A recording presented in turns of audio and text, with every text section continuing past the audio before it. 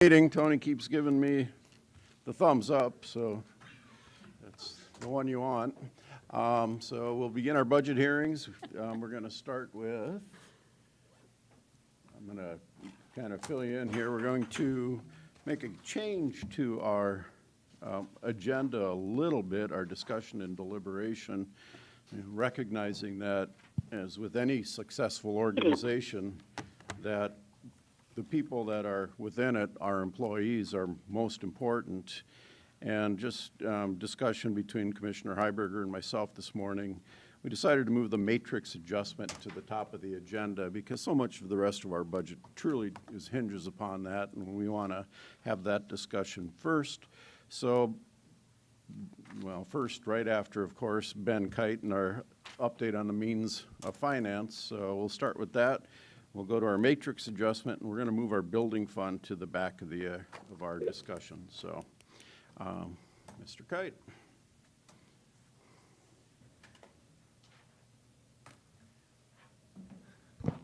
Good afternoon, Commissioners. So as we wait for, yeah, I need a. We're still. Yeah. Okay. So as far as the means of finance, I guess I'm going to ask you to refer to your presentation from last week's budget hearing. Maybe just kind of a refresher on that. So we had a proposed budget in the general fund of $68.9 million in total, less our 5% to hold back on appropriations, so $65.3 million total, against appropriations of $71.7 million, leaving us a cash applied need of $6.4 million. And just with the assumptions of that, we note that we're leaving the opt-out balance flat to the 2021 amount. We have included in there a 1.5% matrix adjustment, 15% increase to insurance. No new positions included in that number. Equipment requests are included, so vehicles and that sort of thing are included. Some FF&E and software are not included. Outside agencies holding their budgets to 2021 amounts. And also, we assume that we're going to issue another $10 million in bonds to complete the construction of our highway shop and other renovations here on the campus.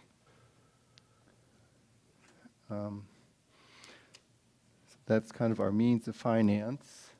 Ben, remind us, if you don't mind, what is our cash applied as a percentage of the budget? Was it at 8.2 or? No, for 2022, it's 9.8%. And that includes the funding of several one-time items with those cash applied. The FF&E items in particular gets us over a traditional 8%. Okay. So with that, I guess I can turn it over to you if you want to start a discussion on the matrix adjustments. Well, I guess probably as a background, and I haven't discussed this with Carrie, but why we're looking at the matrix adjustment, we have contractual obligations, and don't mean to put, were you ready to talk about this, Carrie?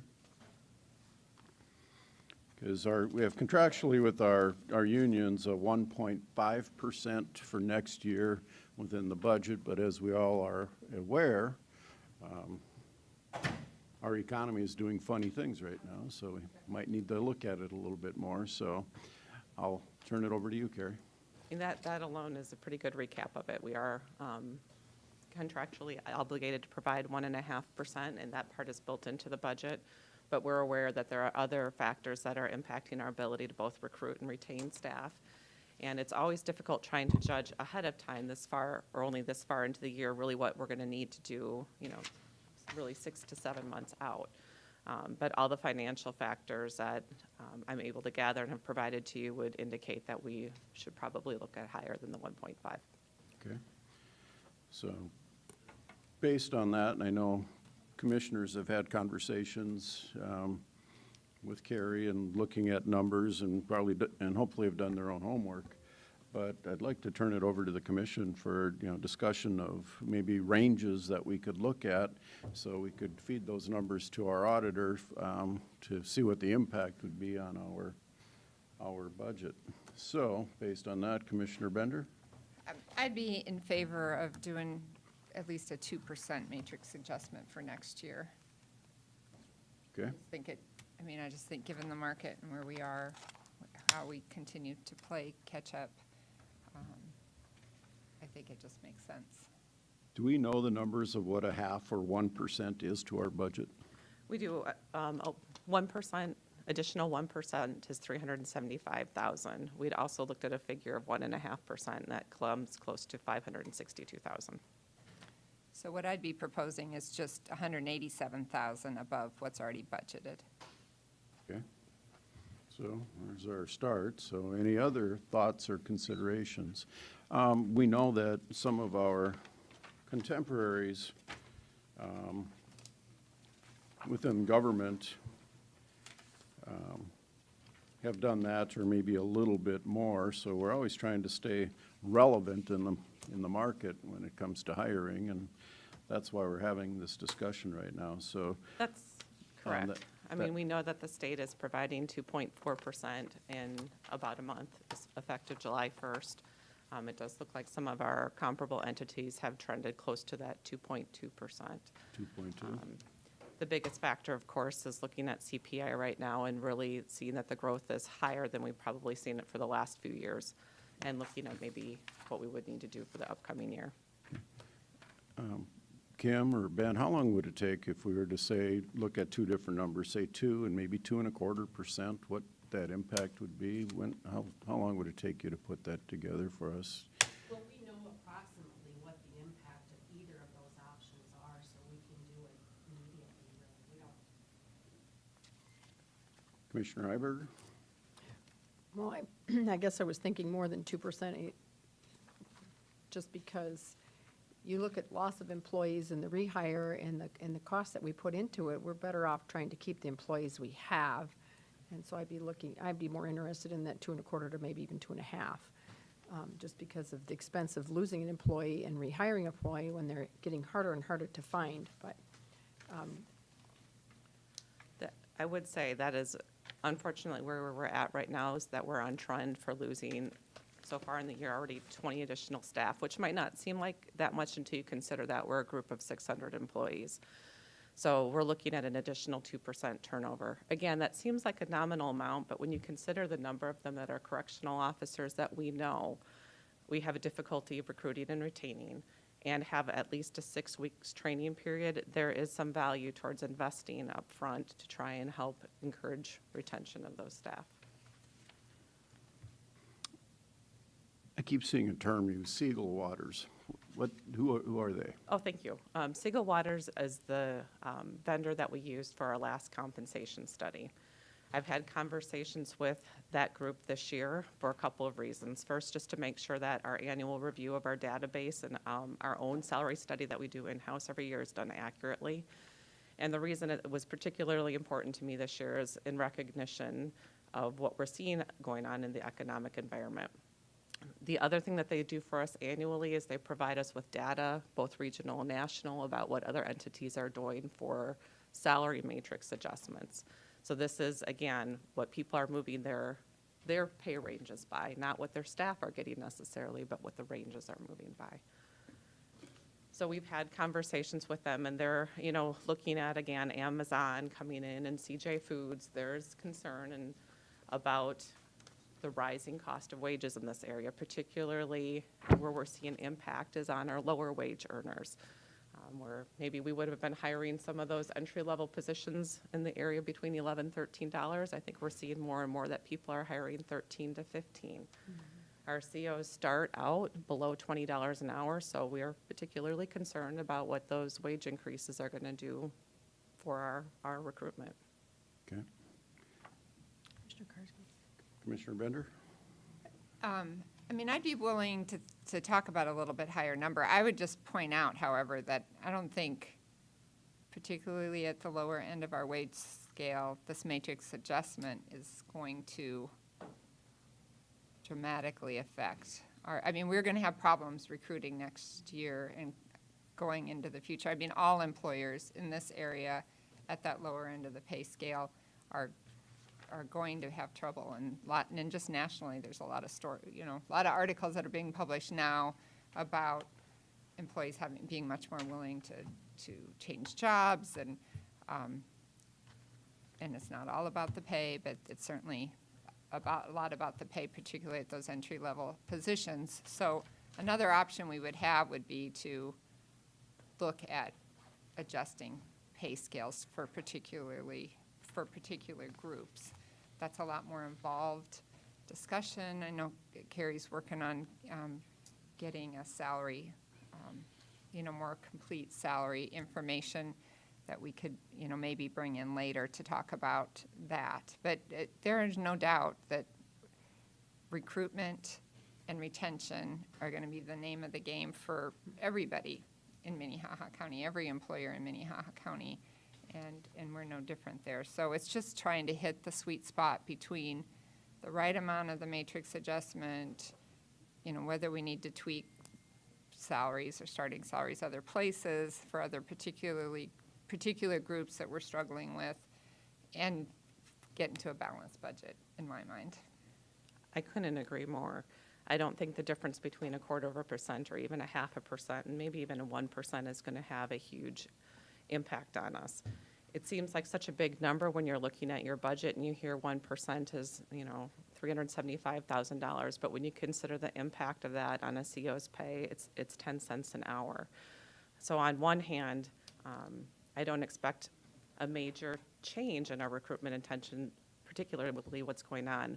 But I don't want any decisions that we're making here to put us in a worse position than we would have been regardless. We do have pockets of positions where recruiting is difficult. Those pockets seem to be becoming bigger. Commissioner Bender and I have talked about attorney pay. We continue to struggle to attract attorneys, and we've adjusted their ranges, and we'll maybe need to come back to you with a proposal again later this year on looking at that. But that's why this is one year I would encourage you to consider the factors carefully when you consider the actual impact to employees is going to be fairly nominal. And again, it's not just about our existing cohort of employees, but it's about recruiting. And, the one statistic you gave us, if you lose 20 extra positions, the impact to the county is $340,000 in lost time and recruitment costs, because it's real money to go out and look for people. And plus, if you're short, everybody else, morale suffers. You have to pick up the slack on each end. So it is an important subject that we not shy away from, and half or 1/4 or 1%, it doesn't matter. What we can do is what we can do, and we have to come to the table with it. So looking for our input from the south side of the room here. Is this the left wing? Why is Gerald by me then? No, there are some really big issues here. There are some big issues, and I think, look at how many times this last year we've had to go outside of our pay matrix to find the employee that we wanted for, a skilled position. And at the same time, a percentage increase isn't the only thing we could look at. 2% for Carrie is a lot more than 2% for Jeff. And, so the low-paid people, they might be better off if they got a $500 bonus and Carrie got a $500 bonus than if we just do the solid matrix. And I think that the inflation that we're seeing right now, I believe it is transitory in the sense that the economy is gearing up and individual items are under stress, like steel or whatever. But I think, we should look at the specialty pays that I don't know what the correct word is, but where we've gone outside of the pay matrix we were planning on in order to get the employee that we needed. And at the same time, we need to let our employees know that we value them. I mean, they, for the most part, stayed with us right through this disastrous period. And, I guess I haven't specifically thought too much about the idea of a bonus, but next year there doesn't have to be a bonus, or the year after, that is. So it's not like building the base. It would fall back the next year, but the people in the low end or lower end, and there are some jobs that need to be hired just to start. I think some of our legal folks start out pretty low. But anyway, those are some of my thoughts. I would be happy to go 3.5%, but You got a range now, 2 to 3.5. Okay. Thank you for your comments, Commissioner Barth. I think one of the group of employees that we can't forget about are those that are at the top of their pay scale based on our matrix. And it's a fairly considerable percentage. I know you sent us the email. I was just looking for it, Carrie, but what percentage of our employees are at the current top? Right now, today, it's 15.6%. By the end of the year, it should be 17%. Projecting after that depends a little bit on turnover. You never know, but by the end of 2022, nobody at that top end will have 22% of our staff topped out. If you're on the phone, I'm going to ask that you please mute. We're getting a lot of extra. You are muted. You can mute or unmute yourself by pressing *6. Did it for you. Thank you. Okay. So 17. Right now, 15.6%. Okay. By the end of this year, 17%. If nobody leaves who's maxed out by the end of 22, the year that you're budgeting for, 22% of our staff will be at the maximum. 22%. 22%. Okay. So it's 22% that the only raise they get is this raise. That's correct. Okay. Commissioner Bender. And then the one thing we haven't talked about yet, too, is the fact that health insurance premiums are going to be going up by 15% next year. The county does bear the vast majority of that increase, so in effect, that's a pay increase that kind of isn't very visible, but it is something that the county is going to bear the bulk of that cost. We have really very generous health benefits here. We do. And you're absolutely right that we're going to bear the majority of those costs. I had mentioned, I think previously, and we talked again this morning, that, we've had, since that initial figure's been run, we've had 2 good months. And if this continues, I'm hoping we could, honestly, I'm hopeful that we could back that off to 12%. I just don't want to be in a position either at the end of the year where maybe we have a few bad months and I need to ask for more. But I'm hopeful we won't need the full 15%. Okay. Mr. Chairman, so along those lines, Carrie, how many of our employees do not take county health care? About 30%. So for those people, they don't care what we pay for health care because they're not using ours, generous as it might be. Everybody has choices. Okay. So right now we're looking at a range from 2% to, in my mind, I'm in that 2.5 to 2.75% range. I think 2 is too low. I think 2.5 is probably the sweet spot. And that'd be what I would advocate for at this point. An extra 1% above what we had originally contractually obligated ourselves to. Mr. Chairman, we're going to be negotiating again next year, right? This is correct, sir. This is correct. So, all righty. One of us hasn't spoken. I'm looking for my notes, and unfortunately, it's in one of 3 places, and one of them is not here right now, so. The host would like you to unmute your microphone. You can press *6 to unmute. I would like to see a consideration of 3 different steps. If I remember right from my notes, that one of the bigger issues that we have is 45% of our staff is in steps 1 through 4. Is that right? Gerald, you are correct. And then there's another group obviously above that, and then the top group. So I would like to, besides the contractual obligation that we have to do what we said we were gonna do, I'd like to step that into 3 different programs, and the bottom group of 1 to 4 steps gets like 2.5%, and this is where my memory goes bad. And then the middle group, maybe 2%, and the top group, 1.5%.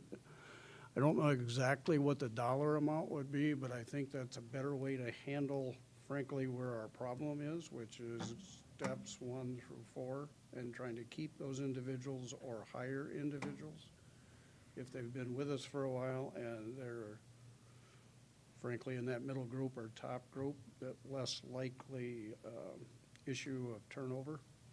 So that's what I would like to see considered. So steps 1 through 4, what type of? 2.5%, I can't remember, I'm sorry, and I don't have my notes, but the steps from 5 through whatever would be at 2%, and then the top step would be, the top third of that step process would be 1.5, plus the considerations that we continue with our contractual obligation, and I think it would probably average out closer to about a 2% total increase, but again, I don't have those notes in front of me.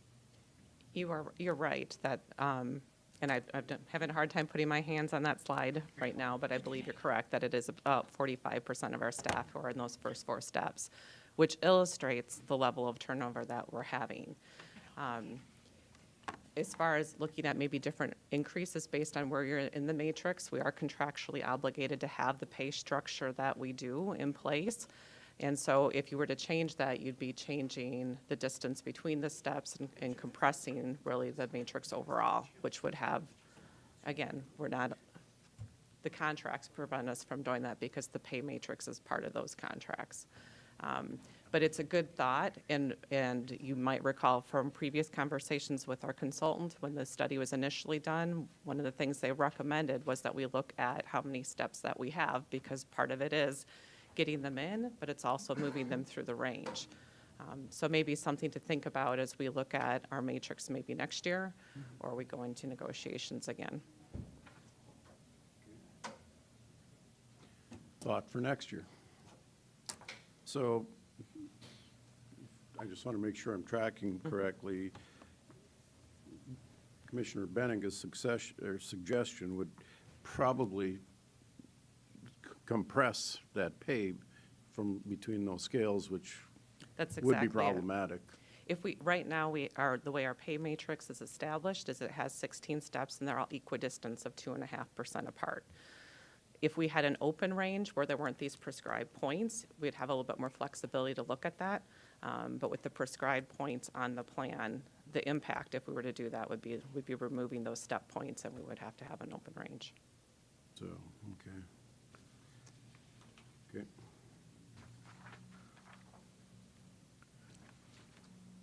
Great I idea. don't think that solves our problem, to be honest, but, and I understand where you're coming from a contractual obligation, but if we're really into trying to solve our problem is from steps 1 through 4.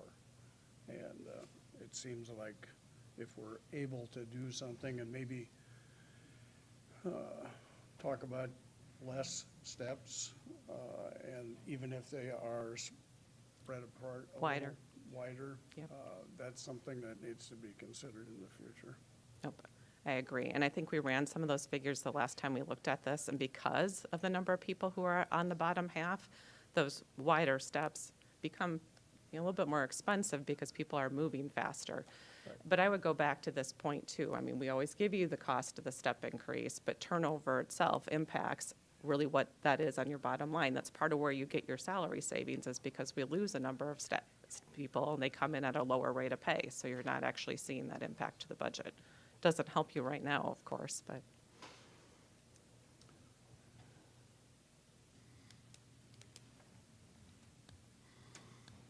Chairman, I like what Gerald is talking about, but I think that my suggestion that we have a bonus for some employees, does not compress the wages between different groups, and does not actually continue to accumulate long-term. I mean, a 2% raise followed by 2% next year, that's one thing. But a 2% raise and a bonus of $200, next year without the bonus, it's back to a 1.5, maybe. Question then would be, and I think Jeff and I are kind of on the same page, other than I can't legally do that, evidently, is if we did the bonus program based on what step they're in. Anything's possible with enough time and money. This would The not host be would like you anything to that was unmute your contemplated. microphone. You can press *6 to unmute. You are unmuted. Under the contract, there's no provisions for that, but that's something that we could approach them about. A bonus is certainly something you could consider. There's always those logistic issues of who gets it, how long do you have to be employed before you get it, how long do you have to be after? I mean, and those are things that are easily solved. We can find a plan for that.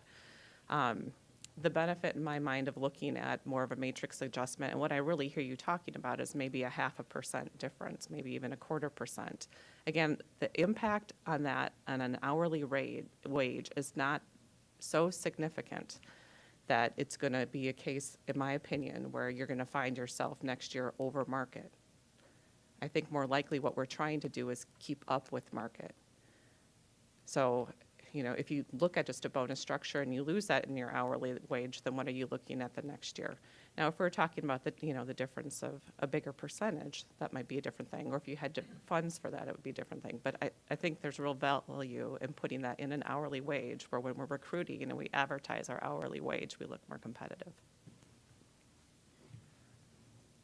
I'm liking personally a lot of what I hear, just because moving forward in contract negotiations next year and looking at a different matrix, to me, some of this stuff is, in my mind, antiquated, but as a small business employer, I kind of can control the wages in my office the way I need to. I'm not running directly as we are here. How many employees? 400 and 600. 600 employees. I missed a few. Those are great discussions going forward, but I think I hear what you're saying, Carrie, is we really need to look at what can we do this year for the year 2022 to move this forward, because we're not keeping up where we're at with what the market is doing. And, when it comes to contract negotiations or taking a look at more room between those steps, it makes a lot of sense going forward, but that would be next year's contract. I mean, we have this obligation. We have a contract with employees now, and we have to honor that. But we also have to be able to hire new ones and not hiring above the step range and that we typically do, and making exceptions continuously because we're not where we need to be. So. And when we look at this data, we do have pockets of issues. There are other positions that we're still very competitive in, and the majority that we're in the range. The reason I think you should consider looking at more than the 1.5 is because it's clear, based on the data in the area, that wages are rising faster than what a 1.5 or 2% would really provide.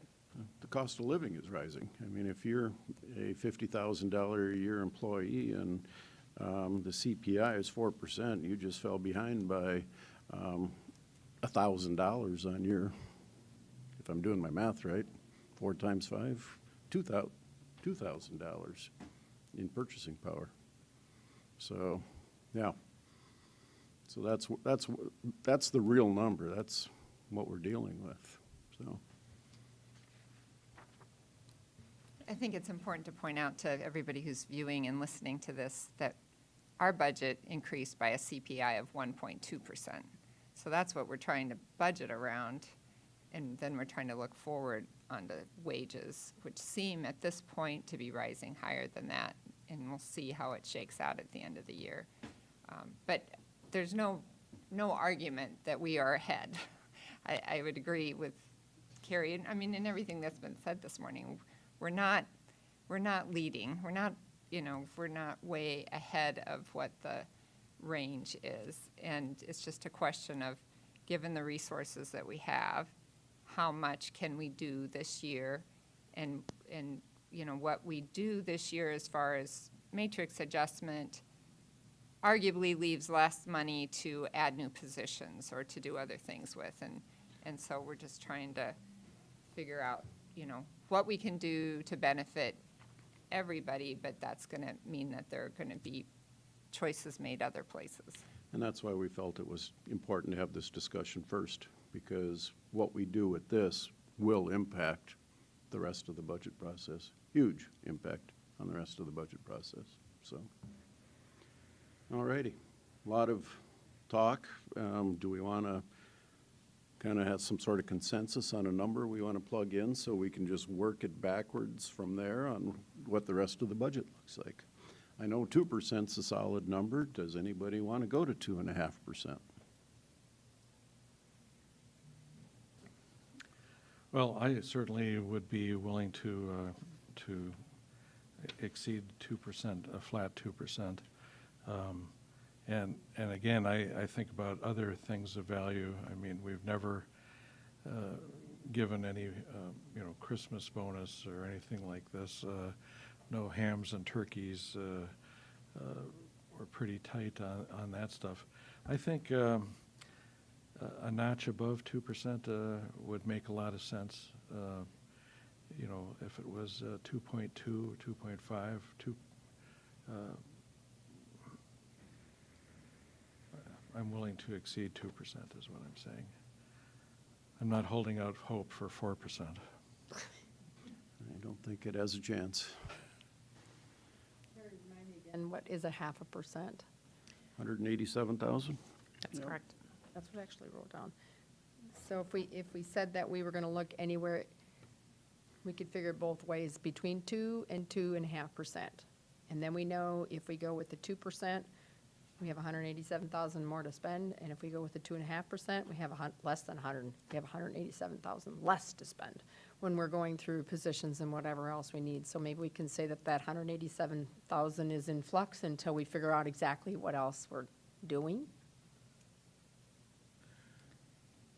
For ease of budgeting and just giving us a number to work from that we can always alter as we go through the process, I'd be willing to go with a 2.5% increase right now, and then let's see how it plays out.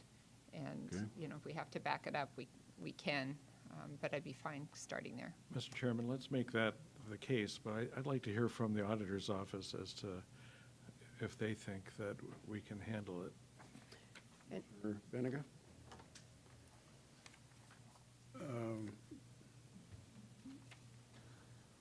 What does the 22% turnover have for a negative effect on the payroll? I mean, it's a positive effect, but how much was our payroll reduced with that turnover when we bring someone in at the lower step increase? Do we know that? I apologize, I don't have that off the top of my head, no. You're wondering, over the course of the year, how much of our salary savings that we've had each year is from the step coming down? And I don't know, I mean, I'm going back to Sue Rouse days where she would tell you it would be about the cost of the step increase itself, but I don't have the actual number. You can try and get that. Instead of just picking a number out of the air, I think we can get closer if we knew what that was, because we also know that the 316,000 for health insurance is about 1%, according to what I read here. A little less, yeah. Item number 9 in the budget, frequently asked questions. The rate increase should be about $636,000 of your budget. So any additional, or 1%, if we come off of that, should be a savings of about $42,400. Okay. We can try and get you some sort of figure in the realm. unless you have a better sense. No. I don't have that number. When we just look at one projection to the next, or you've always got the impact of the period of time the positions remain vacant too, so Right. it's not, there's not a straightforward way to get to just that change that's relative to the difference in pay grade.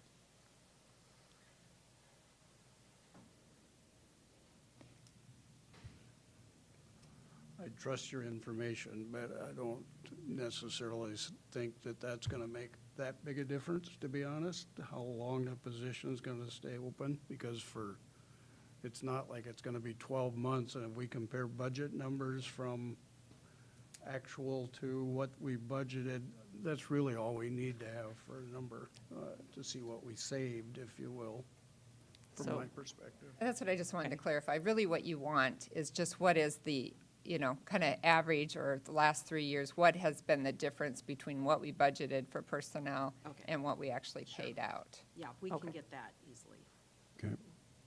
I'm gonna, thinking we have some consensus to at least move the needle forward with the 2.5% at this point and come back to it as that information becomes available. I'd just like to move the discussion ahead. Anybody have an objection to that?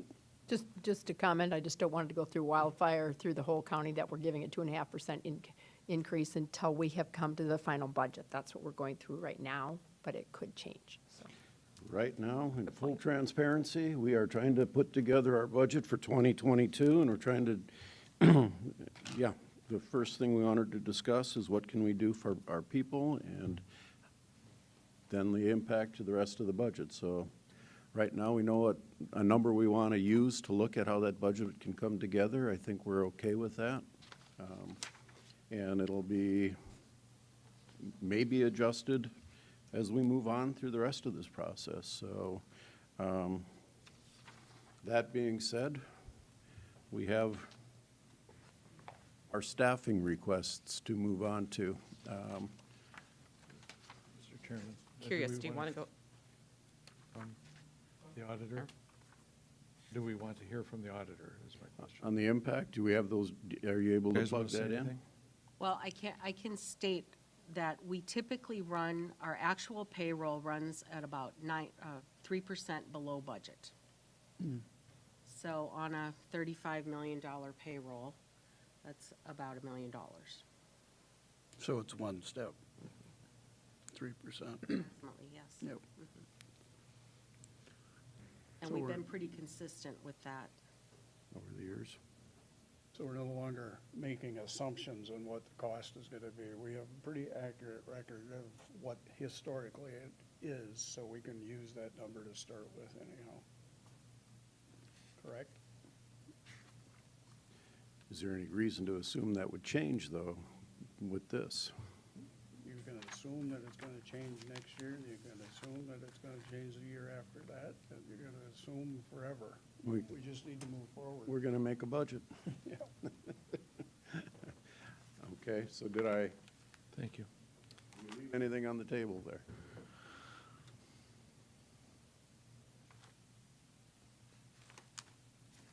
We're good? We're good for now.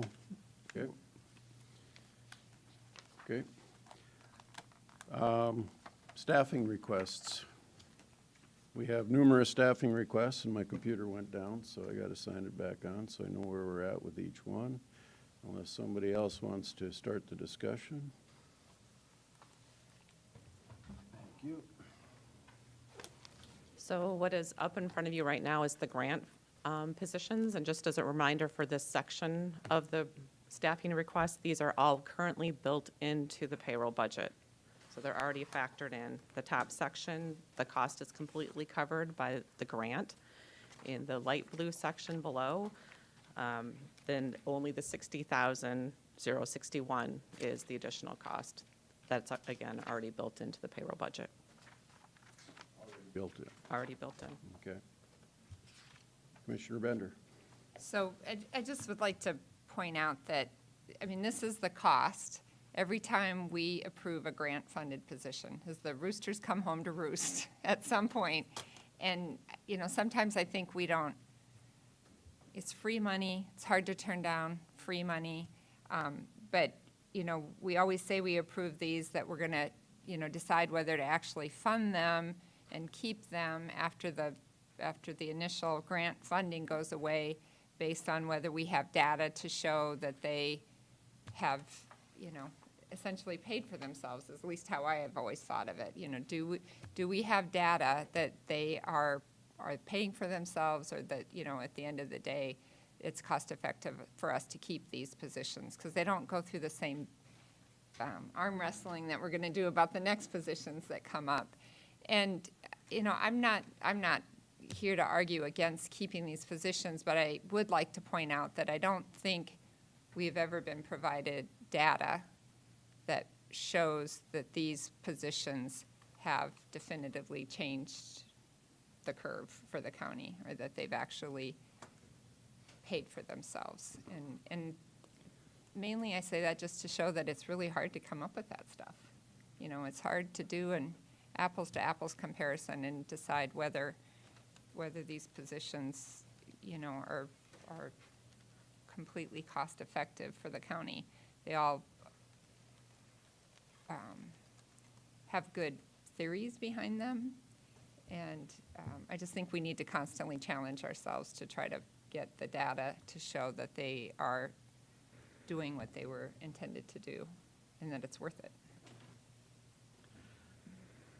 Jean is right, and you know, the another aspect of this, I believe, is that when we keep on that grant-funded position, that it increases the head count for that department, and when they have someone leave, then they immediately ask for it to be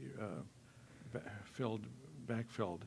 Whereas if, you know, maybe what we need to do is keep those positions, and at the same time not add them to the permanent staffing of that department. And when they do lose an employee, be aware that this may have been that grant-funded position, and maybe we don't fill it. I don't know if I'm making sense or not, but you know, I've had previous department heads basically demand that their vacancy be filled, and you know, it's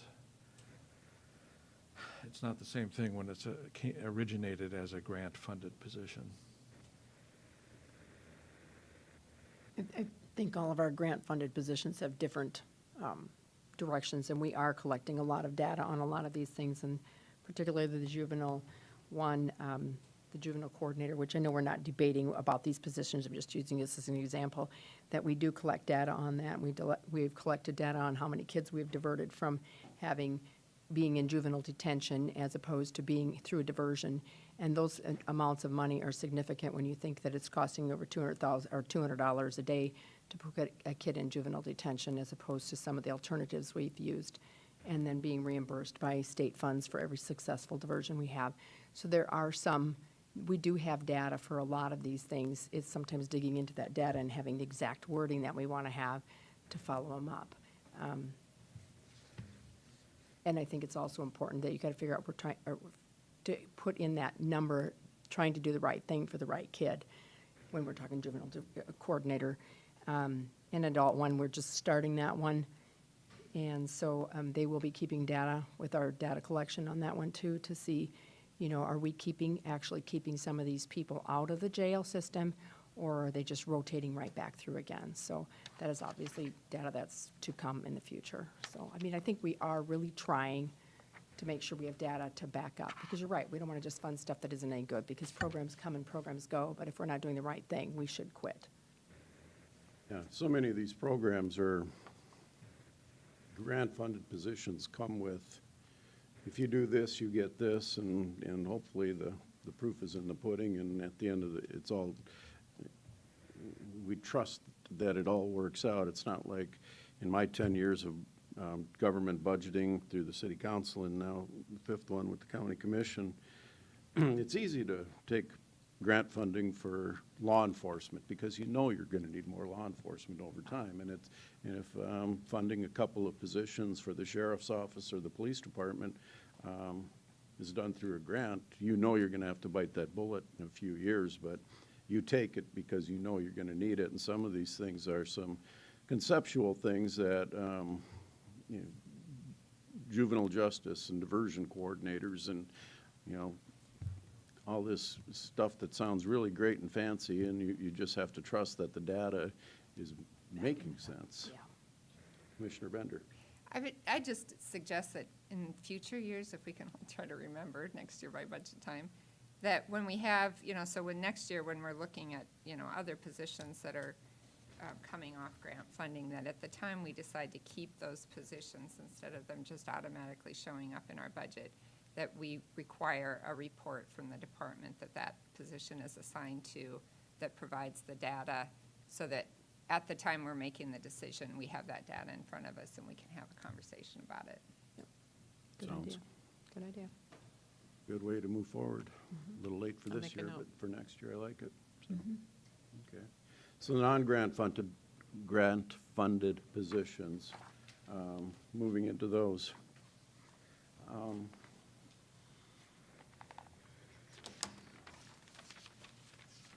Start with equalization, and I'm looking for the Commissioner Bender. Before we start this, I'm just curious if we, I mean, in the past, we've a little bit had a target where we're going with our cash applied and, you know, how many positions we think we can get.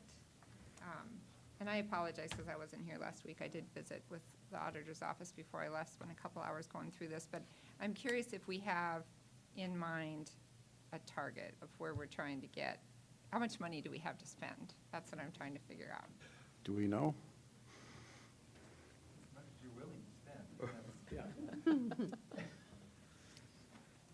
We talked about scenario 1, 2, and 3 last week, and I don't know if we decided which one we were actually shooting towards, did we?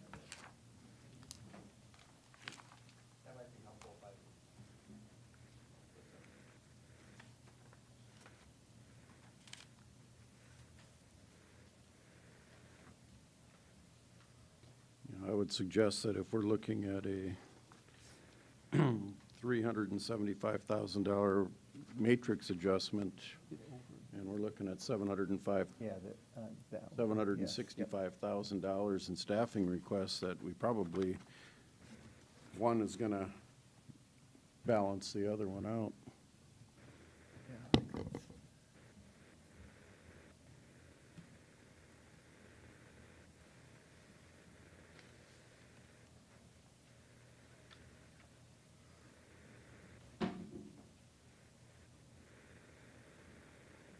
It's slide 29. Yeah, trying to advance, I'm just not, oh, there we go.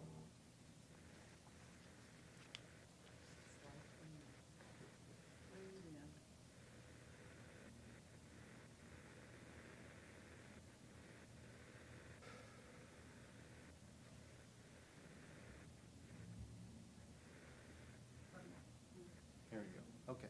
So we presented these, what we call 3 scenarios, right? So the one on the left kind of gave you the budget request from everybody that included the $776,000 for all the new positions, the F&E, the software, and the outside agencies, right? So that's where we came up to 1.8 million in shortfall. We're using a cash applied balance of $6.7 million, right? The scenarios that we offered, you know, you could take 50% of the new hires, just that put that down to 388,000, still funding the FF&E and the software, and then funding just half of the budget requests for the new agencies, or for the agencies, just half of their increase, and then reducing the court's budget by $400,000. And that had a matrix adjustment on That had that 1.5% matrix adjustment, Okay. right? So that still left us short about 910,000. And then our illustration 2, we removed 100,000 for marketing expense. We funded all the sheriff's department's vehicles, not the other vehicle request, and then still lowered the court's budget by 400,000. That left us short 560,000. And then we looked at illustration 3, which was basically to increase other sorts of revenue. Right? We increased, I think, registered deeds by 250,000. I think there is a public advocate position funded for 69,000. And then there could be some various other ones. I mean, we were looking at liquor license might be an opportunity for a couple hundred, and some other various stuff could get us to that 560. Now we're talking about an additional 375,000. How would we get there? Okay, so I guess we've, you could do it through expenditures, you could do it through revenues. Just some of the revenue items, for 2022, we've budgeted bank franchise at $1.7 million. It's been trending well over $2 million for the last couple of years. We could put another couple 100,000 there. That would leave you short about 175,000. And then we're starting to get stretched as to ideas, right? So we know that we've migrated from the jail doing the detox to the link. Should there be some save there in medical expenses? I don't know.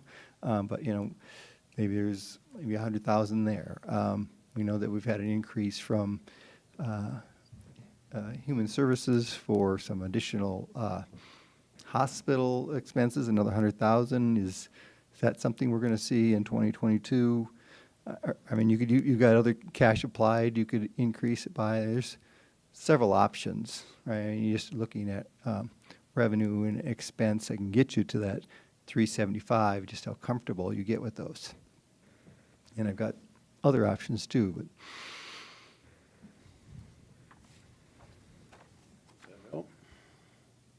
So I'm going to ask a question, not to put you on the spot, but just to clarify my thinking. So in all the scenarios, there was no new matrix adjustment. There's a 1.5%. I mean, yeah, nothing above the 1.5. So Correct. if we do the additional 1%, that's $375,000. Right. And if we do half of the requested new positions, that's $388,000. Right. So we have basically spent our money for our new positions. Well, the half, right? We include that like in our scenarios 1, 2, and 3 as funding half of that. Yeah, but you don't include the matrix adjustment. So what I'm saying is the matrix adjustment that we've talked about previously today, if we add a 1% in addition to the 1.5, Correct. that costs us $375,000. And the cost of 1/2 of the positions requested, which is what you're including in those Yes. scenarios, is $388,000. Correct. So they balance each other out in those scenarios. So if we decide to continue to authorize 1/2 of the new positions, we got to find another $388,000 or $375,000 somewhere. Right. Okay, I just wanted to clarify my thinking on that. But, yeah, basically, if we only did one, we'd be back to the 22 original requested budget if we did half and the additional 1%. If we did half the new hires, we'd still be at that first column, 1.8 million, roughly. Yeah. Yeah. Well, the 1.8 million does have an extra 400,000 to outside agencies as well. Yes, and it doesn't have the anticipated, I don't know if you talked to Tracy Smith at the PDO, the 72,000 or whatever that's going to be coming through the UJS for Right. funding her attorney's position, so. Well, can we do outside agencies and just say we're keeping them the same as we had last year? Just because I think we need to take care of our own people first. Yeah. We still got $1.5 million to go. I mean, it's a good step to at least kind of Yeah. So you take that pick out the of that. things that we can agree on so we can kind of figure, I mean, Yep. it seems to me like every budget year, what it comes down to, you know, we talk about matrix adjustments and we talk about new positions. I mean, that's really what we have some discretion over. And I just need in my own head to kind of figure out where I am and how Yeah. One Yeah. of the we can do. charts, Commissioner Bender, which is somewhat new, was which one? Kind of looking at the cash applied and the, where they cross over in Oh, yeah, I saw that one. 2024. Yeah, I did see that. because we're looking, yeah, here it is, the excess cash analysis. We're looking at spending, how much of that this year? The 6.9? Oh, the excess. Yes. Yeah, it'd be the either 1.8, I guess, would be your amount you're looking to spend, right? Yeah, that would be coming out of, not necessarily cash applied. I mean, I'm saying the same thing, but it, The Yeah, 858, the 858,000 would be out of One-time. cash reserves, the FF&E and Yes, that's correct. software. Is We one-time chose to money. fund the software. And it's a one-time expense. yeah. Right. Of course, we can have one-time expenses every year. So if we just kind of work off of illustration number 3, and I thought, Jean, that your comment that, you know, that line item that says new hires for 388, basically is that correlates with our matrix. And then if we just go forward from there and figure out, okay, where are we going from here? And how much, because there were a few places we said there were extra revenue. On the bottom, it says adjustments to revenue. Well, we had the Right. Public Defender's Office had about an extra $70,000. And we said there was some money, a possible 100,000 for, Well, okay, so yeah, 100,000 would possibly for Human Services. They had an increase in their hospital expense. I haven't talked to them about that, but, you know, that's something that kind of stood out. We could be a little bit more aggressive on our franchise tax revenue of, you know, we could probably maybe feel more comfortable at another couple 100,000 there. so I'm just wondering if we can come up with 300,000 by revenue that we didn't, because we did talk about some of that the other day, some of the revenue that we thought that we hadn't Yeah, earmarked in here. To budget out illustration 3, Commissioner Right. Bender. And to clarify that, so illustration 3 already has additional potential adjustments to revenue in it to get us to a balanced budget. right. And these things that you're throwing out now are in addition to those 3 items, or would they be all lumped in No, they'd be in under- addition. So if I looked at the 560, I would say 250 of that is register of deeds. Maybe another couple 100,000 could be a liquor license or 2. I'm not sure if you're going to expect any additional revenue from marijuana dispensaries or other fees. So that's what I would add in there. Then there might be potential other items. Right. I was coming up with, like, addition to that 560, you could have maybe 200,000 for bank franchise tax, right? That could be one. Or, like I said, is there saves in the jail now that you've moved over to the link from their medical expenses? I haven't talked to anybody about that, whether there's any save there. You know, and then there's cash applied. I think we still have a healthy cash balance. Mr. Auditor, so does this, we've not received that money from the Governor's Office of Economic Development, or is that reflected in there? Yeah, it is not. No, so tomorrow at the That's commission one meeting, I'll come to source of you. additional money. Yep. There's also, isn't there some potential partnerships and leasing with Lincoln County? I mean, $100,000. Leasing office space for, Mm-hmm, yes, right. courtroom you know, space. that, potentially there's more things like that. Additionally, let me say that just because we approve an additional person in a department, they don't necessarily have to start the first of the year. They could start in Half a year. October. And, you know, so we would save the cost for 10 months. And I would say that in our public defender's office, that's historically been the case, because they have to wait for the graduating class of attorneys to become eligible and take the bar exam, so Yeah. usually we are several months. And I would just remind you, the money from the GOD is a one-time money. Right? Yes. It's not a ongoing revenue stream. Right. Let me also say along those lines, though, that there are other operations that may create some additional give back to us. Okay. Although that process is pretty unclear, actually, at this point. I'll bring up another option that we discussed within our own staff today that just consider. So elections, we budget for every other year, right?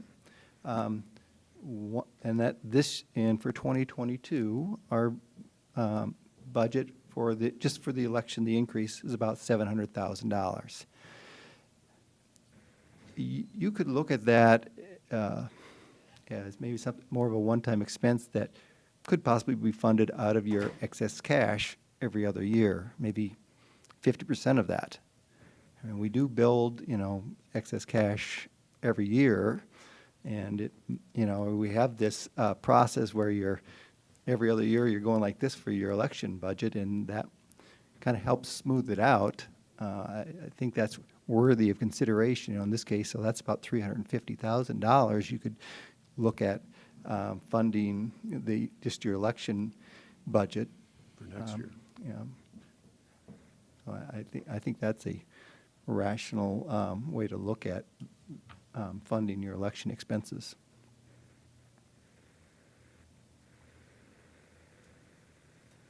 So, option 3, adding 1%, if you could run the numbers, Kim, or whoever, 1% per additional matrix. Then we want to include, how much are we trying to make up then? $375,000 in Right. And my revenues. It'll actually be 105% of 375, so it's closer to 400,000. Okay, because of the extra 5%. Right. Yep, yep. So we have 400,000, and, there are miscellaneous revenue sources that are unrealized but anticipated, whether it be if we lease a courtroom, if we make money from the office of the GOED because of a CAFO or facility that gets built that's beyond our control. That can be several $100,000, and it's been a regular occurrence. Our bank franchise fee, which we budgeted for $1.5 million and has been closer to $2 million. We've been very conservative on that because we just don't know. But there are ways to make up $400,000 in revenue. If you look at the Lincoln contract, which we have not approved, but it would be approved tomorrow. But if we approve that, that would take care of the FF&E. And so then you would, it's more or less a wash. Because I don't want to use one-time money to fund anything other than a one-time expense. And that's a one-time expense. But that's already being funded. Yeah, In that It is, that's example, not- it's already isn't that from- being funded from cash reserves at the very Yes. bottom. Okay. It's that ongoing one-time expense. Okay. Yeah. Yeah. Okay. The idea of an election, funding the election or half the election costs every other year is certainly a very interesting idea. And so just historically, I can kind of see, I can think in percentages, but I'm not always sure how that translates into numbers. Historically, we, last 5 years, we have been coming out, growing our cash reserves by far in excess of $350,000. I think about $1.5 million, right? $1.5 million, yes. And last year by $5 million. Without any of the federal government money. Correct. That's correct. So those of us that are here long-term, myself excluded, potentially in 2023, then we would half-fund the 2024 election. Because I don't think we want to, we have to fund the 20 election out of this budget. But the election after that, we could set aside, or you guys could, set aside half the cost of the next presidential election. Well, we would just continuously take half of the cost out of cash Yeah. reserves. But this coming budget, the one we're working on, we have to do the whole election because there's, unless we save money in 2020.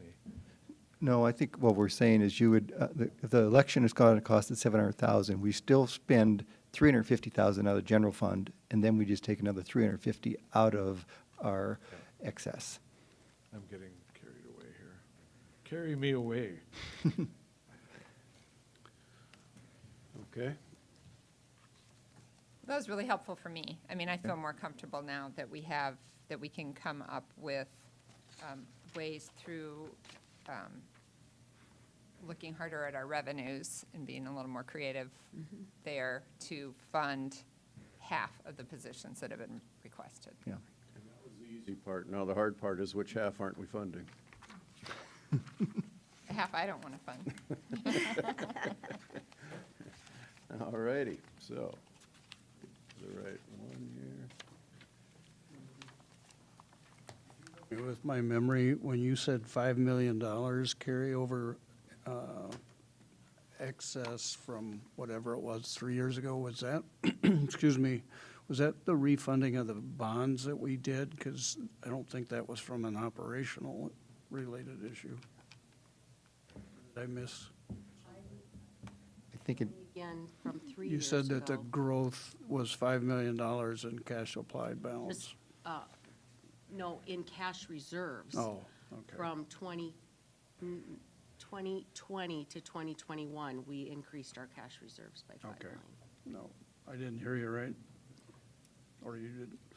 The SAO software doesn't get carried over to that illustration 3 either, did it? no, but it doesn't, but we would still pay for that out of cash reserve, so it wouldn't have any impact on the budget necessarily. Okay, because it's the one time. Yes. So, just to kind of move this conversation forward, it's one of the questions. Discussion came up of the SAO software may have an impact greater than 250,000, but we don't know what that will be until we have these meetings with the public defender, the public advocate, and everybody else involved. So instead of giving that money, all right, or one thought is, and I like the idea, is putting the money into the IT department to, as a placeholder for that software until we actually know where the full and true cost may be to the entire budget. So, Commissioner Arberger? We talked a little bit about the group getting together and finding out what's missing and, how can you marry these two together to make the best possible? And is it makes more sense to hire somebody or have our own staff do it or have additional people help us build the best possible? But we won't know that until we dig into it. And so just to have a placeholder of some money that we could figure out how to make it work. So it was just kind of a 10,000-foot level discussion as far as, no, we don't want to just throw 250,000 at something that we don't know that it's going to work for everybody at this point, and an extra maybe $50,000 going forward every year. That's a lot of money to budget for when we figure we may be able to come up with our own solution that checks all the boxes and is more efficient use of our money. Does that say about what we talked about? Yeah, I didn't want to drag you into this conversation without Yeah. your permission, but yes, I mean, we're, thanks to Daniel and, in trying to reach out to all the people involved until we have these discussions, and I think you agreed to be on part of that working group and the public defender and the public advocate. So until everybody can come to the table and make sure that this solution is an equitable one, or not equitable, but one that works for everyone, that we have it as a placeholder in case it's going to be a little more, a little less, depending on what the outcome of that discussion is. Right, right. Commissioner Bender. And I would just, as long as we're going to talk about that topic, I mean, I think that there has been a lot of conversations in the background, and we are trying to, move that forward. I just happen to be the liaison for both IT and the state's attorney's office. And, we need to do our due diligence. We need to figure out what is the best solution for the county and for, all the different stakeholders in the county. And, but, I mean, it may be a few months before we know that, but hopefully we'll know it before the budget is finalized. Right, that's kind of what we talked about this morning. Hopefully we'd have some answers, know what direction we should go before the budget is finished. So it's not like it's dead on the water right now, because I think we are going to pursue what we need to do. So we're leaving it in there, but we're just kind of setting it as a placeholder within IT at this point, which I don't know if that's where the ownership of it would be anyway, since it is software. Yeah. So, yeah. I think, with our funding it through excess, our cash reserves, that gives you a lot more flexibility. It doesn't really impact how much we need to levy or anything, so. Okay. Okay. Scratch that one off the list. Going back to the hard discussion. I would just throw out something. I just threw it out. This is for employees. And I would just throw out what I just scribbled down right now, and that is that we talked about funding half of those positions. And and there's 4 different people that have requested people. And so if we gave one to equalization, we gave the public defender a total amount of $72,000 because they're going to be reimbursed by UJS. Yep. And then they could use some of those additional funds to maybe hire a part-time caseworker with those additional funds. The state's attorney's office give him a lump sum and say, you can do what you want, whether he wants an assistant in a legal office or he wants a state's attorney. And then the treasurer would get one because we still have a car to buy for one of those people, I think. So that comes up to $223,939. So that's just to start conversation. So then I'd be willing to listen to anybody else because I'm not married to it. And I'll go right back to you, Commissioner Bender, but the public defender, like I said, like the discussion has been, we're expecting to be reimbursed by that one attorney. And the caseworker, we had the conversation at the last Public Defenders Advisory Board meeting, instead of adding a full-time employee to maybe fund it for a contract like we do with others, and maybe put in 20 or 25,000 so that we don't add an FTE, but we have a contract for that work that needs to be done that is more binding than what we have an open agreement right now with, I think, Alliance or whoever it's with. So to reduce that down to maybe a contract employee for half the cost at $25,000 or, some number that we can make work. So, yeah. Commissioner Bender. Well, I'm not sure that just because we had 4 departments request positions, that means each of those departments should get a position. I understand the theory. But, I just think that we all know that we've got lots of stress in our criminal justice side of the equation. And, I personally would like I would like to see us funding at least 2 positions in the state's attorney's office. And I don't know if we can utilize the flexibility through that, funding that the public defender's office got to use some of that money to help the state's attorneys out. But I would really like to see us fund at least 2 positions in there.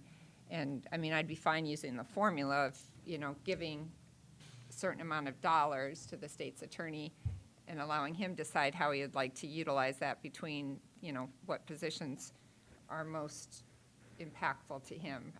I'm pretty certain that another legal position would be needed, and then, maybe one of the other, either the office assistant or the legal assistant, they're relatively comparable in pay. If you added another one to his position, it still would keep us under $300,000. So it's still under where we were kind of thinking at least I thought where we were thinking we were going. So even if you put 2 state's attorneys, it would be less than $300,000. But 2 attorneys, we're looking at, or 3 attorneys, we're looking at 292, but we're looking at out of the full 700,000, 400 of it going to the state's attorney's office. So your idea, Commissioner Bender, of saying you have so much money to work with, where do you want to put it? Is that? Well, I was thinking that, we could authorize an attorney position and then, provide essentially the 56,588, which is the total, or the, 60,781, somewhere in there, and allow him to decide which of those two positions he'd rather fund, So, the admin assistant or the legal office assistant. I'm going to also correct my math. look at the total costs. Yep, sorry. I wonder if the state's attorney would care to comment on Commissioner Bender's plan, if that would be. I just He's want, not going to be happy with my plan. He would like all of his positions. if you could, more time, I don't think I caught it, Commissioner Bender. How many attorneys were you talking? One attorney and one admin or legal office assistant position. Okay. Again, I understand that we have a limited amount of taxpayer money to use. So I'm not asking for positions, 3 lawyers with the hopes of getting 2 when I know that I need 1. Certainly the sheriff has expressed a desire to have a civil attorney dedicated to them. I've shifted someone to that, even though that necessarily doesn't serve the criminal side. Like those are resources that we are losing. So certainly having an attorney to help support the office as we moved that there helps. The criminal side is very overworked, so I do have concerns there.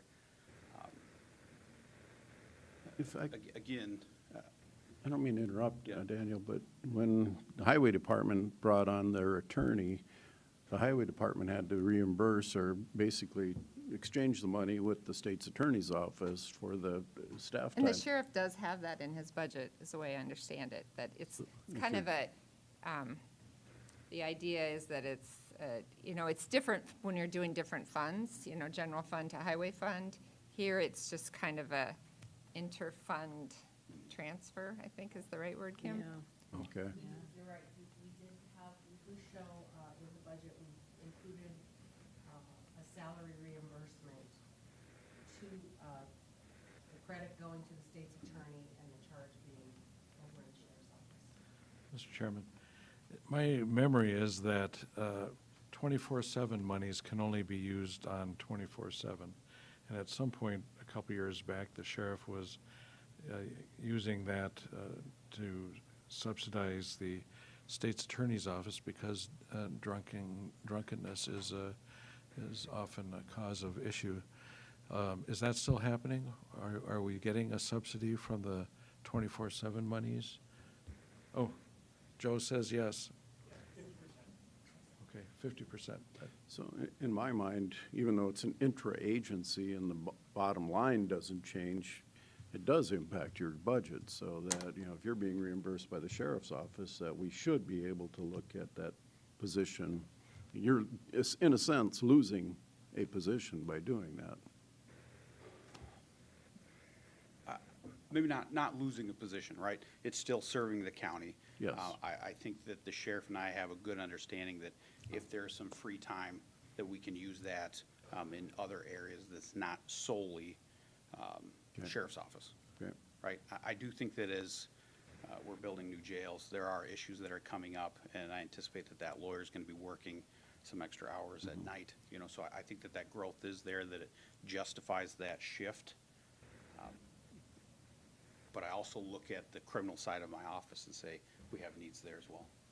And Sheriff Milstead, if you're listening, I'm not trying to take your Oh, money he away is. from I'm you. getting text messages, so I know Oh, he's got a text listening. already. So I have a question for Kim. So Kim, from purposes of funding new positions, if we've got this transfer from the sheriff's office to the state's attorney's office to cover a position, we still would need, so then that would be, we would create new positions, but one of those positions is already included in the budget? Is that how that would work? No new positions are included in the budget. What happens to the sheriff's money that he's inter-fund transferring over to the state's attorney's office? Well, it's being credited against the state's attorney's existing salary and benefits, assuming no new positions. But what if we created 2 new positions? Would it technically fund one of those positions? Could it be credited, I mean, since it's already being credited over there, could it be credited to pay for one of those new positions? It would, yes, it could, but it's, I guess all we're saying is we've already built it in, assuming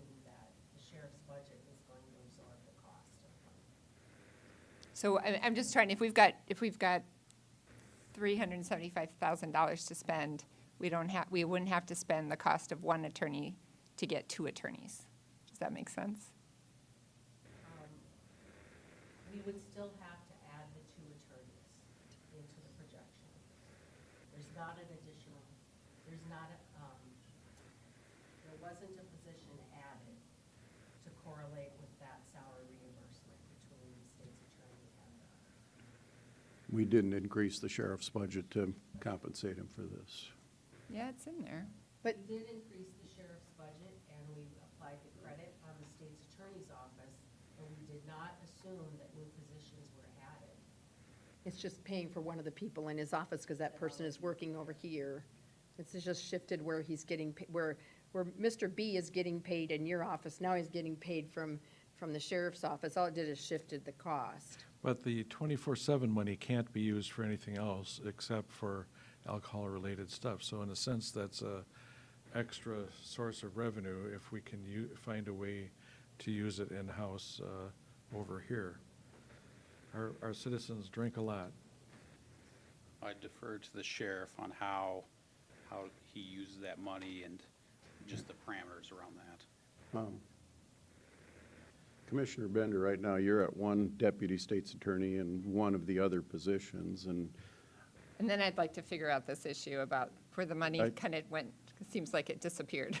So, my position, and has been with the public defender's office, is we need more of the staff that help the attorneys do their jobs better. And if we hired the admin and the legal office assistant for, the combined of those two is almost what an attorney is. I'd rather hire 1 attorney in each of those positions to assist your attorneys in getting their jobs done, because we're paying them to do those jobs at a much higher rate. So I'm 2/3 of where you're at, but I'd like to see that extra admin person included in there, because I think our attorneys are doing too much admin work and not enough attorney work. If I may. Yes, sir. I do think that a functioning public defender's office, public advocate's office, state's attorney's office, that benefits our county. So I'm not, while we're all trying to get that same piece of the pie, I want those offices functioning well and effective. That benefits us, because then we don't have the habeas cases, with an increased effectiveness on those allegations. So I think it is a good thing. Certainly when we are prosecuting cases, a lot of times they will have those cases. We do prosecute some that don't end up with court-appointed counsel. But having effective defense and support staff that's effective across the county is a good thing for us. And so I'm not trying to say, well, give me everything and exclude those departments, but also looking for ways to make my entire office efficient. I have 2 things. 1, I think Joe has something to say, and two, if we decide that we want to give the state's attorneys 2 people, I would be in favor of giving him a lump sum of money and letting him figure out if he wants those 2 legal assistants or if he wants 2 attorneys. So, but I think Joe has something to say about the funding. Please. You're correct. I did hear the comment about the 50% from the 24/7 budget. That is still built into the 24/7 budget as 50% of a deputy state's attorney office. New this year in the sheriff's office budget, we added a 50% salary reimbursement of a state's attorney's office in there. So the 50/50 equals 1 FTE. Now, this isn't outside new funding to hire, I guess, a new position. It's just one of those things because it comes from one county pot to the other county pot. So without that additional revenue, we're not trying to say that this is authorizing a new FTE. It's just the allocation of a person with their time to the sheriff's office functions. Now, the 24/7 has been shifting quite a bit with its programs and the participants on it, so much that we need to be mindful of, we don't want that budget to go upside down. The 50% in the 24/7 for the state's attorney's office. We'll still do some 24/7 functions a little bit, but not as much as it's needed. However, a lot of that 24/7 stuff talks about what all happens in jail too, which is something that we really appreciate having someone in the state's attorney's office to monitor all that.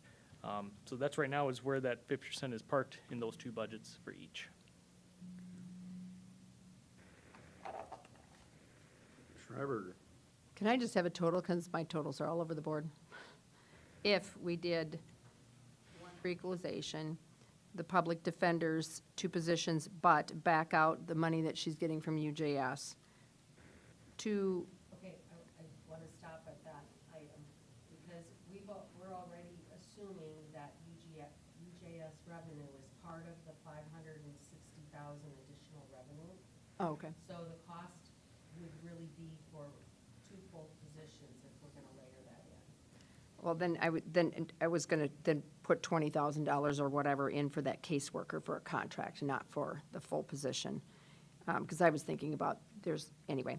And then to the cost of what 2 deputies would be for the state's attorney's office, just because then they could do what they want with the money, and then 1 tax person. What is the total? So then I have an idea of where we're at.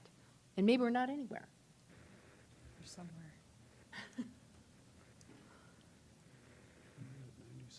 195,000 for the 2. So you're looking at 195,000 to the state's attorney. If my math is good. You're talking funding 2 attorney positions in the state's attorney's office. Just that it'd be a dollar amount, and then he can do what he wants with it. And I'm going to maybe throw our public defender under the bus a little bit. That caseworker position is somewhat funded or somewhat being filled, but not on a substantial enough basis. So, I mean, if they don't get it, they still have a semi-working arrangement that doesn't always meet their needs, but, Behavioral health is where it's coming from. yeah. So, If I did my math right, I ended up with 337.74. less than half. That's what I came, That's a good that's number. about what I came up. Okay. I just have written down so many times that, because I also came up with 373, and so then I was like, okay, I must have done something wrong. That don't make sense. What are you funding? I put the equalization in, 20,000 for the caseworker. Now I can't remember if I put the extra public 97. defender attorney in or not. 97. Yeah, that's about what you're short in my mental math. Okay, that's probably what I forgot. Yeah. It's 56 and 56 is 112. Oh, no, I'm sorry, 56 and 195, 251, 348,000, actually 413,000. Is that what you came up with, Kim? I'm sorry, I didn't hear what your numbers. Oh. I'm coming up with about $440,000. 440,000, okay. Maybe more than we want to spend, because it, Oh, you're including are you including the 20,000 for the caseworker? Yes. Okay, back that out. In my mind, back that out. okay. Well, then we're at 420. Mhm. 414. I figured 413, yeah. So this would include 1 new appraiser, 1 deputy in the public defender's office, 2 deputy state's attorneys, and 1 tax and license technician. Correct.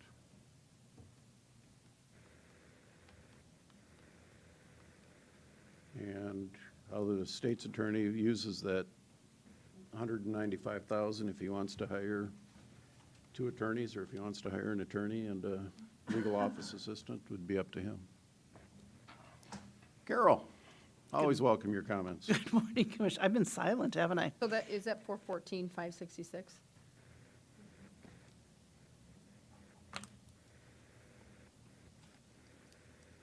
I was just going to comment that the tax and license technician, Treasurer Swanson, is very excited, as we are, about the research project and the lean work that Dr. Tracy's going to come in and do. Okay. So, and the goal there is that hopefully by Labor Day or shortly thereafter, which would be before the end of the budget period, that there'd be some more clarity on positions and opportunity that exist. So should we leave it out for now? Is that what you're saying? I wanted to just make that comment. What she was saying. And I'm not saying it's not needed. That'd be the first add-on, basically? And we could do that.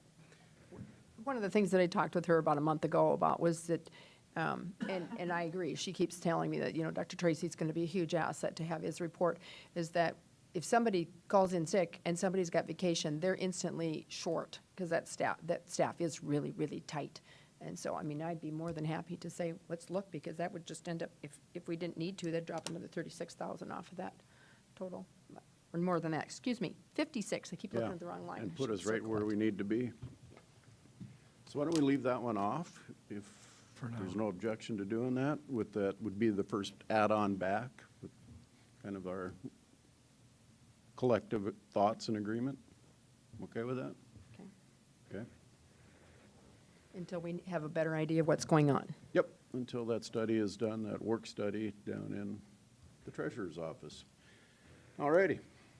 So that's 4 positions, the cost of $358,000. Right where we want to be. Are we leaving the planning 5,000 in there? I haven't got that. Oh, we haven't gotten there yet. Okay. And that's just converting a current position at an increased cost of $5,400.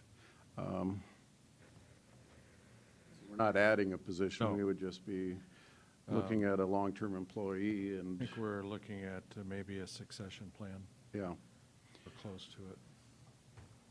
And there was, my understanding, at one time, a deputy. These 2 times in the time I've been here.